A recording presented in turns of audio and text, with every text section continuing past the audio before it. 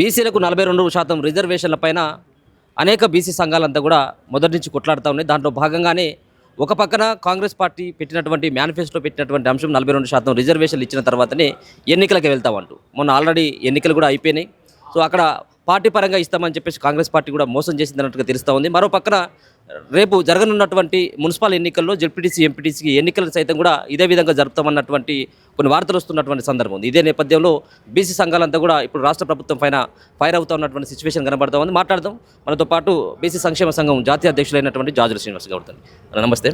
So ఏంటి మళ్ళీ మీరు ఏదో సంవత్సర కాలంగా పోరాటం బీసీలకి స్థానిక సంస్థల ఎన్నికల్లో 42% రిజర్వేషన్ల తర్వాతనే ఎన్నికలకు వెళ్ళాలని చెప్పేసి భావించడం జరిగింది.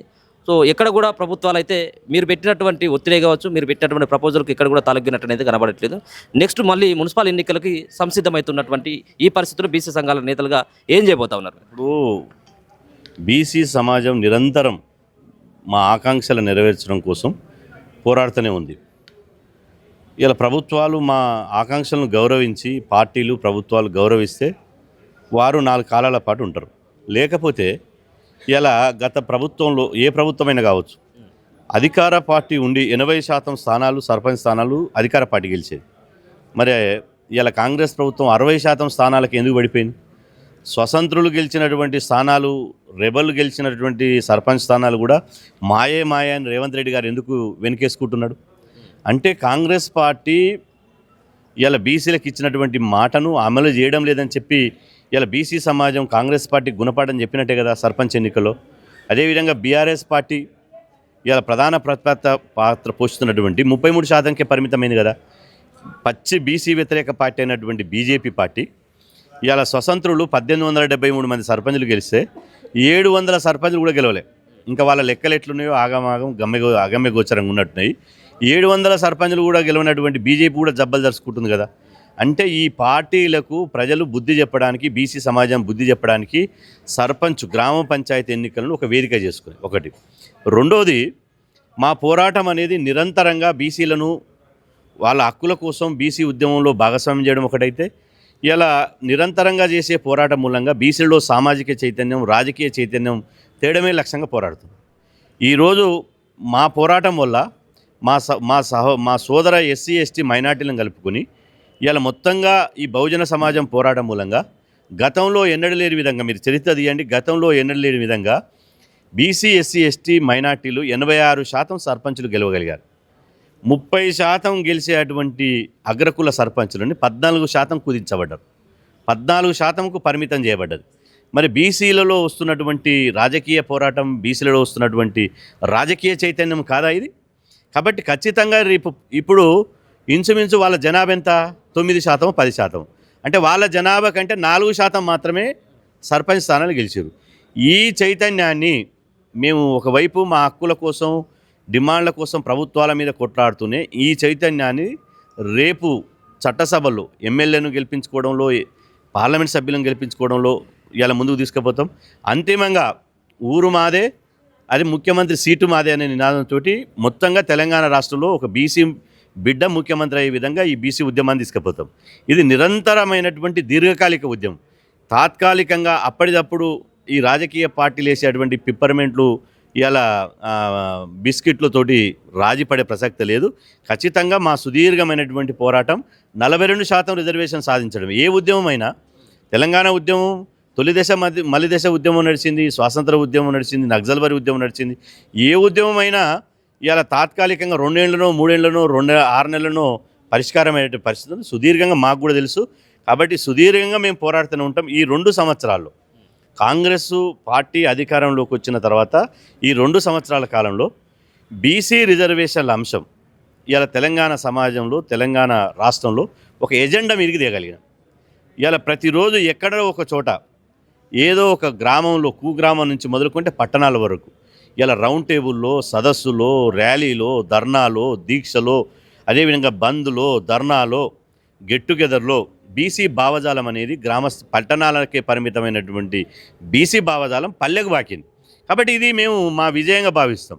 ఎట్టి పరిస్థితుల్లో ఇప్పుడున్నటువంటి ప్రభుత్వాలకు ఏంటంటే, ప్రభుత్వాలు కానీ పార్టీలకు కానీ వెన్నులో వణుకు పుడుతుంది. ఈ బీసీ వాదం ఎక్కడి వరకు పోతుంది? ఈ బీసీ వాదం వల్ల ఇలా మేము బీసీలను రాజకీయంగా అణచివేసి వీళ్ళని కుదించాలని 17% రిజర్వేషన్ కల్పిస్తే ఇది 52% బాకీరు కదా, 52% పోయిరు కదా. మొత్తంగా ఎస్సీ ఎస్టీ బీసీ సమాజం కలుపుకుంటే 86% సాధించారు కదా. ఈ చైతన్యం కనుక ఇది అగ్గై రాజుకుంటే, ఈ చైతన్యం కనుక బడబాగ్ని కాగలిగితే, ఈ చైతన్యం కనుక పల్లెల నుంచి పట్టణాలు చుట్టొస్తే రేపు మా పీఠాలు కదిలిపోతాయనే ఒక వెన్నులో వణుకు అగ్రకుల రాజకీయ పార్టీలకు, అగ్రకుల నాయకులకు పుట్టింది. బీసీలకి ప్రధానంగా శత్రువులు 3 పార్టీలు అని చెప్పేసి నిందించేటువంటి బీసీ సంఘాలు మళ్ళీ అదే సంబంధించినటువంటి పార్టీలో ఉన్నటువంటి నేతల్ని పక్కకు తీసుకొచ్చుకొని కూకోబెట్టుకొని మా నాయకుడు బీసీల కోసం ఉద్యమించిండు అని చెప్పేసి ఇంకెన్ని రోజుల పాటు ఇటువంటి మాటలు చెప్పదలుచుకున్నారు బీసీ సంఘాలు? ఇప్పుడు మేము అగ్రకులాలకు సంబంధించిన నాయకులను పిలుస్తలేం. ఆ పార్టీలో ఉన్నప్పటికీ వాళ్ళు బీసీ బిడ్డలు.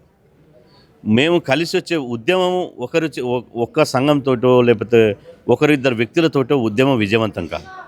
తెలంగాణ ఉద్యమం అంతే, స్వాతంత్ర పోరాట ఉద్యమం అంతే, ఏ ఉద్యమమైనా ఇవాళ మాతో కలిసి వచ్చేటువంటి బీసీ డిమాండ్లకు ఇవాళ మద్దతు తెలిపేటువంటి వాళ్ళని తప్పకుండా కలుపుకపోతాం.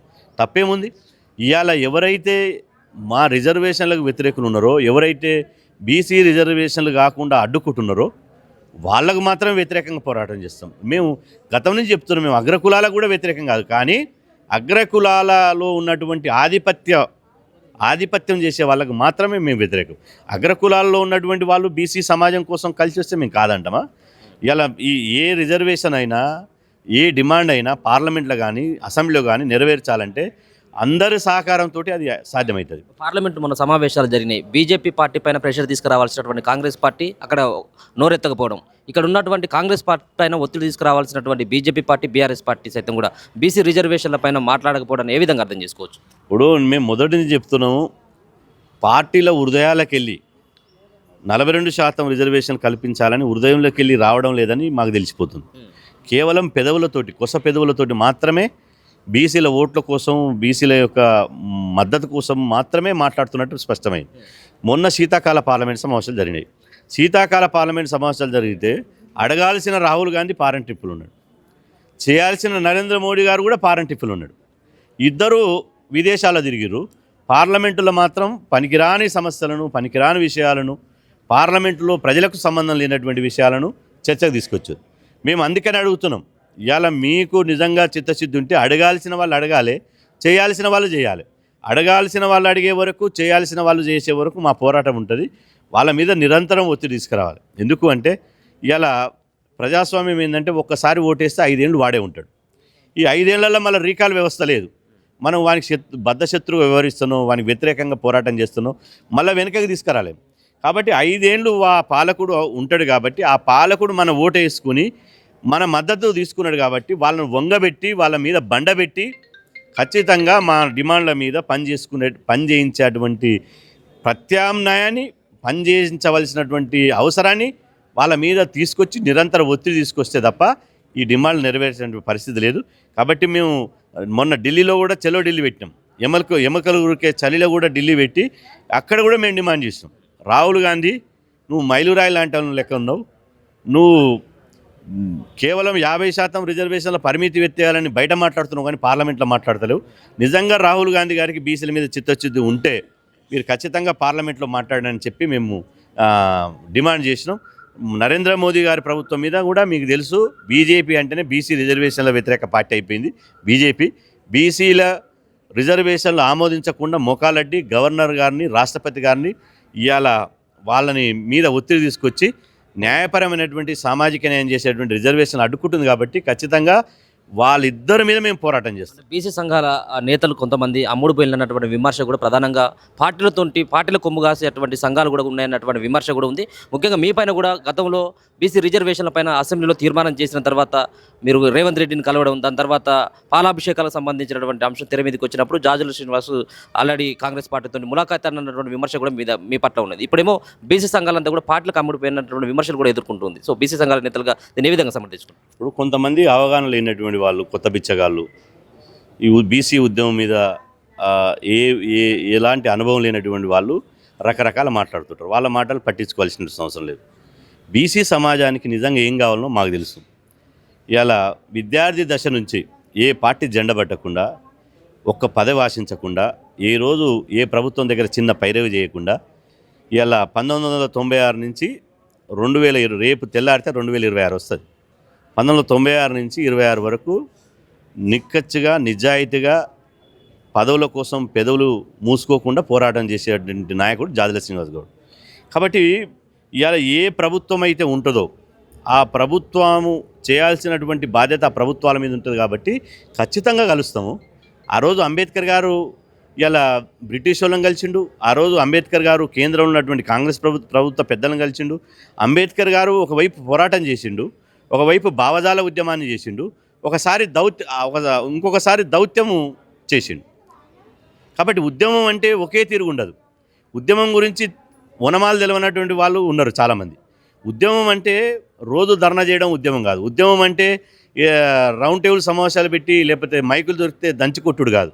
ఉద్యమం అంటే ఒకవైపు డిమాండ్ చేయడం, ఉద్యమం అంటే ఆ డిమాండ్లను నెరవేర్చుకుంటంలో భాగంగా పాలకులతో చర్చలు జరపడం, ఉద్యమం అంటే ఆ పాలకుల మీద ఒత్తిడి తీసుకురావడానికి అనేక ఉద్యమ కార్యక్రమాలు చేయడం.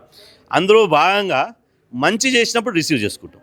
మేము ఇప్పుడే కాదు, గతంలో జైపాల్ రెడ్డి గారు ఇవాళ మొదటిసారిగా ఓబీసీలకు కేంద్ర పెట్రోలియం అండ్ అదేవిధంగా గ్యాస్ ఏజెన్సీలో 27% రిజర్వేషన్లు పెట్టిండు.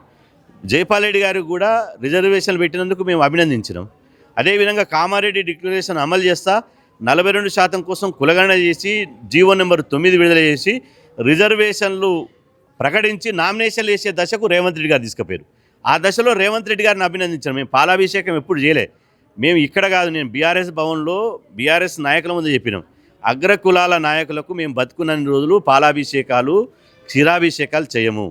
పాలాభిషేకాలు క్షీరాభిషేకాలు చేసేది ఆ పార్టీలు ఉన్నటువంటి బీసీ సెల్లు, ఆ పార్టీలు ఉన్నటువంటి ఎస్సీ సెల్లు, ఆ పార్టీలు ఉన్నటువంటి ఎస్టీ సెల్లు, ఆ పార్టీలు ఉన్నటువంటి వాళ్ళే చేస్తారు తప్ప ఎవరో పాలాభిషేకాలు చేస్తే ఇవాళ ఇంకో వాళ్ళ మీద రుద్దడం అనేది కరెక్ట్ కాదు. వాళ్ళ అవగాహన లోపం. ఇవాళ ఖచ్చితంగా మేము రిజర్వేషన్ల మీద రాజీ లేకుండా కొట్లాడుతున్నాం. ఇలా మేము రేవంత్ రెడ్డి గారి మీద కాంగ్రెస్కు మేము అభినందన చేసి పాలాభిషేకాలు చేస్తే ఇలా కాంగ్రెస్ మీద యుద్ధం ఎందుకు మోగిస్తున్నాం అంటే మాకు వాళ్లకు పచ్చకామర్లు వచ్చినోనికి లోకమంతా పచ్చగా కనపడినట్టు వాళ్ళకు రాజకీయ పార్టీలు కనపడతాయి, మాకు మా సిద్ధాంతం కనపడుతుంది, బీసీ ఎజెండా కనపడుతుంది. కాబట్టి ఆ బీసీ ఎజెండా ఎట్లా సాధించాలనో ఇలా మా కళ్ళ ముందు మా ఎగ్జాంపుల్ మందకిస్త మాదిగన్న ఉన్నాడు కదా. మందకిస్త మాదిగన్న చేసినటువంటి ఉద్యమం ఏంది? మందకిస్త మాదిగన్న చేసినటువంటి పోరాటాలు, మందకిస్త మాదిగన్న చేసినటువంటి ధర్నాలు, బహిరంగ సభలు ఇంతవరకు ఏ సామాజిక ఉద్యమం ఏ నాయకుడు పెట్టలే. కానీ సమయం వచ్చినప్పుడు ఎవరైతే పాలకులు ఉన్నారో పాలకుల మెడలుంచి వర్గీకరణ మన కళ్ళ ముందే 3 దశాబ్దాలుగా ఉద్యమాన్ని నడిపి వర్గీకరణ సాధించింది కదా. కాబట్టి ఇవాళ ఎవరంటేనో లేకపోతే ఎవరు అనుకుంటానో, ఎవరు మెప్పు కోసమో, ఎవరు విమర్శల కోసమో మేము భయపడో ప్రశంసల కోసమో పాకులాడేటువంటి తత్వం కాదు మాది. అసెంబ్లీ సమావేశాలు జరగనున్నటువంటి నేపథ్యంలో ఒక పక్కన ప్రతిపక్షం కూడా బీసీల కోసం బీసీ రిజర్వేషన్ల పైన చర్చ జరగాలని చెప్పేసి వాళ్ళు మాట్లాడట్లేదు. ఇప్పుడు అధికార పార్టీ అయినటువంటి కాంగ్రెస్ పార్టీ సైతం కూడా కనీసం దీన్ని ఊసేది కూడా ఎత్తట్లేదు. దీన్ని ఎట్లా అర్థం చేసుకోవచ్చు? ఇప్పుడు నేను అదే అంటున్నా కదా, రాజకీయ పార్టీలు ఏంటంటే రాజకీయ పార్టీలలో ఉన్నటువంటి బీసీలకేమో, ఆ రాజకీయ పార్టీలో ఉన్న బీసీ బిడ్డలకేమో ఈ 42% రిజర్వేషన్లు అయిన తర్వాతనే ఎన్నికలు పెట్టాలని వారుకుంది. కానీ ఆ పార్టీలో ఉన్నటువంటి అగ్రకులాల నాయకులకు మాత్రం ఈ 42% రిజర్వేషన్లు అనేది చివరికి మా మెడకు జుట్టుకుంటుంది. రాజకీయంగా ఇది మా బీసీ రిజర్వేషన్లు అనేది రాజకీయంగా అగ్రకులాల నాయకులకు ఉరితాడవుతుంది. కాబట్టి దీన్ని ఆదిలోనే ఎంత తొందరగా దీన్ని ఆదిలోనే తొక్కిస్తే బాగుంటుందని చెప్పి అటు ప్రభుత్వంలో ఉన్నటువంటి నాయకులకు ఉంది, ఇటు ప్రతిపక్ష పార్టీలో ఉన్నటువంటి నాయకులకు ఉంది. కాబట్టి ఆ నాయకులను ఎండగట్టడానికి, వాళ్ళలో ఉన్నటువంటి బీసీ వ్యతిరేక వైఖరిని వెల్లడించడానికి మేము బరాబర్ ఇవాళ ఒక డిమాండ్ చేస్తున్నాం. ఇవాళ మీరు చూడండి, మహేశ్వర్ రెడ్డి గారు, బీజేపీ సంబంధించిన మహేశ్వర్ రెడ్డి గారు, రేవంత్ రెడ్డి మీకు దమ్ముంటే ఎంపీడీసీ జెడ్పీడీసీ ఎన్నికలు నిర్వహించమంటాడు. అంటే బీజేపీ మరి అసెంబ్లీలో బిల్లు పెట్టినప్పుడు, చట్టం చేసినప్పుడు ఎందుకు మద్దతు ఇచ్చింది? అదేవిధంగా ఇంకొక పక్క బీఆర్ఎస్ఎల్పీ ఉపనాయకుడు హరీష్ రావు, మేము పార్టీ సింబల్ లేకుండానే 33% గెలిచినాం, మీకు దమ్ముంటే ఎంపీడీసీ జెడ్పీడీసీ ఎన్నికలు పెట్టండి, మేము మా సత్యంతో చూపిస్తామంటారు. అంటే మీరు నోరా తాటిమట్ట? మీరు నడుపుతున్నది పార్టీలా పాండబలు నడుపుతురా? మీరు ఒక మనిషి ఒక పార్టీ 2 నాలుకల ధోరణి ఉంటుందా? 42% రిజర్వేషన్ల మీద మీ వైఖరి ఏందని ప్రభుత్వాన్ని నిలదీసి గల్లబట్టి అడగాల్సినటువంటి ప్రతిపక్షాలు ఈ డిమాండ్ చేయొచ్చునా? అదేవిధంగా కేవలం మేము సర్పంచ్ ఎన్నికలే, గ్రామాలు అస్తవ్యస్తమవుతున్నాయి, కేంద్ర నిధులు ఆగిపోతున్నాయి, మాకు హైకోర్టు తీర్పులు మా మెడకు చుట్టుకుంటున్నాయన్నటువంటి రేవంత్ రెడ్డి గారు మరి ఎంపీటీసీ జడ్పీటీసీ ఎన్నికల అసెంబ్లీ వేదిక ఎట్లా జరపమంటాడు? కాబట్టి అసెంబ్లీలో ఈ 42% రిజర్వేషన్లు పెట్టిన తర్వాతనే, అమలు చేసిన తర్వాతనే ఎంపీటీ జడ్పీటీసీ ఎన్నికలకు పోతామని ప్రకటించాలి. ఒకవేళ కాదు కూడదని పోతే మాత్రం మీరు అసెంబ్లీ ప్రకటించినటువంటి 24 గంటల్లో వేల మందితోటి అసెంబ్లీని ముట్టడించి అసెంబ్లీ నడవకుండా చేసే బాధ్యత బీసీ జేఏసీ తీసుకుంటుంది.